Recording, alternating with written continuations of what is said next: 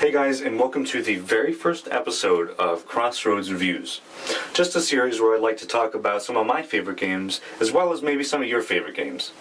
I'd like to jump right into it with Diddy Kong Racing for the N64. Often compared to Mario Kart, I think I can see that, but there are enough defining characteristics for me to show you that it stands on its own. Let's take a look.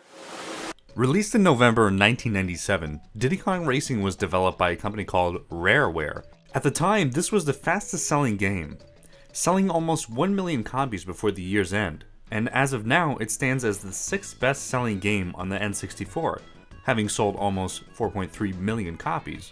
The thing that really set this game apart from its mustachioed counterpart was the inclusion of a giant hub world that contributed to the completion of the game.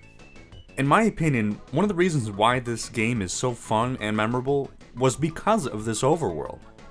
Sometimes you would have to drive to your destinations as well as use a hovercraft, maybe even sometimes fly.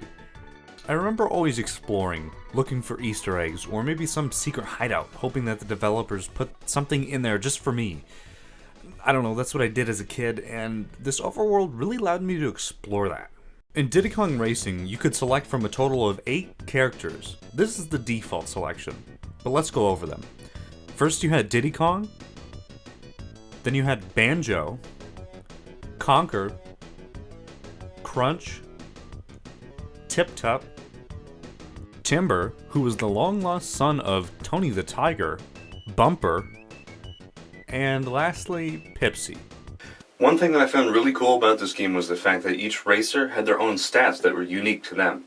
Now you may not have known this because it is kind of subtle, but let me explain. For example, you would have Banjo, who was a fast character, but his handling wasn't that great. And you had Conker, who had a low acceleration rate, but a very high top speed. And Tip Top with a high acceleration and a low top speed. Everything kind of evened out. The adventure part of this game is the thing that puts this game on top of all of the other console racers of this time. The point of the adventure mode is to accumulate enough golden balloons that will allow you to advance your progress in different parts of this overworld. In each of the areas you will find doors that you can enter. Inside of these doors are races that you must finish in first place in order to get a golden balloon. Once you have finished all of these races, you will be able to gain access to the boss door.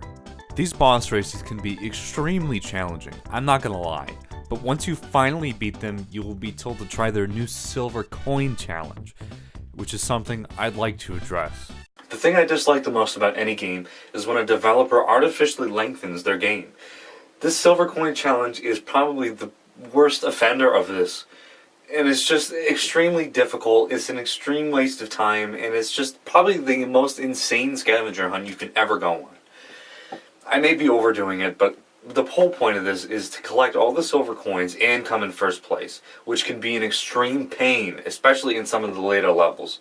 Once you complete all the silver coin challenges, you can challenge the bosses yet again, and let me tell you, they are a lot tougher than the first time you faced them. To be honest, I'm really not sure how I managed to do all of this back when I was much younger.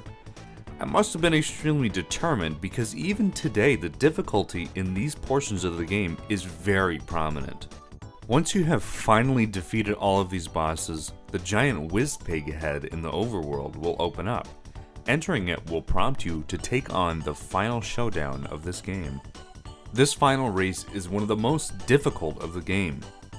It is one of the few races in this game where you may have to change characters to one that is best suited to outrun Whizpig. Even when trying to get the footage for this review, I found it almost impossible to beat. I hate to say it, but I guess my Diddy Kong racing skills have just become maybe a bit rusty over time compared to what they once might have been. If you're a bad enough dude to finish this game, you will be given the Adventure 2 option. This is similar to the mirror mode in any Mario Kart game, where the tracks are reversed. This is a neat option to have, but like I said, it's just another example of the game being artificially lengthened, which, I don't know, I just feel like the developers got lazy and just threw this in. I really highly recommend this game. Whether you want to play it for the N64 or the DS version, which unfortunately doesn't include Conker or Banjo because Microsoft doesn't own the rights to those characters, it's still a fun game. I can still remember in the Christmas of 1997, wow, that seems like a long time ago, doesn't it? Anyway, I still remember that day waking up and being so excited to play it. Anytime I play this game, I can always relive those memories, and that's the true fun in these older games. So that about wraps it up for the very first episode of Crossroads Reviews. I want to say thanks for watching this. I've been wanting to do these reviews for a long time, but I figured I might as well just do them now before I'd never do them at all. But if you liked the video, please subscribe or leave a comment down below and let me know how I'm doing, or maybe suggest something for a later video. And don't forget to like it either. Thanks again, and I will see you soon.